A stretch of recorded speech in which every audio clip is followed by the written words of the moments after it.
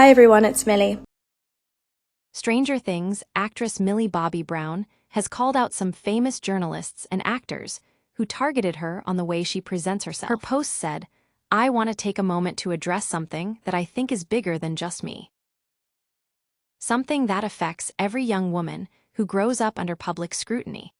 I think it's necessary to speak up about this. I started in this industry when I was 10 years old. I grew up in front of the world. And for some reason, people can't seem to grow with me. Instead, they act like I'm supposed to stay frozen in time, like I should still look the way I did on Stranger Things, Season 1. And because I don't, I'm now a target. Let's talk about the articles, the headlines, and the people who are so desperate to tear young women down. Why are Gen Zers like Millie Bobby Brown aging so badly? By Lydia Hawken. What has Millie Bobby Brown done to her face? By John Ely. Millie Bobby Brown mistaken for someone's mom as she guides younger sister Ava through LA by Cassie Carpenter.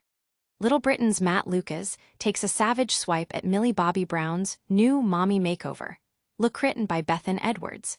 Amplifying an insult rather than questioning why a grown man is mocking a young woman's appearance. This isn't journalism, this is bullying. The fact that adult writers are spending their time dissecting my face, my body and my choices, it's disturbing. The fact that some of these articles are written by women. Even worse, we always talk about supporting and uplifting young women. But when the time comes, it seems easier to tear them down for clicks. Disillusioned people can't handle seeing a girl become a woman on her terms. Not theirs. I refuse to apologize for growing up.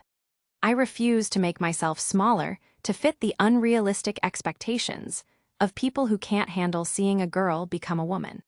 I will not be shamed for how I look, how I dress, or how I present myself. We have become a society where it's so much easier to tear them down for clicks. Disillusioned people can't handle seeing a girl become a woman on her terms. Not theirs. I refuse to apologize for growing up.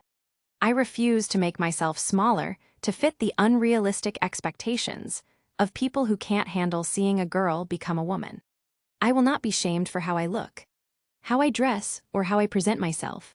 We have become a society where it's so much easier to criticize than it is to pay a compliment. Why is the knee-jerk reaction to say something horrible rather than to say something nice?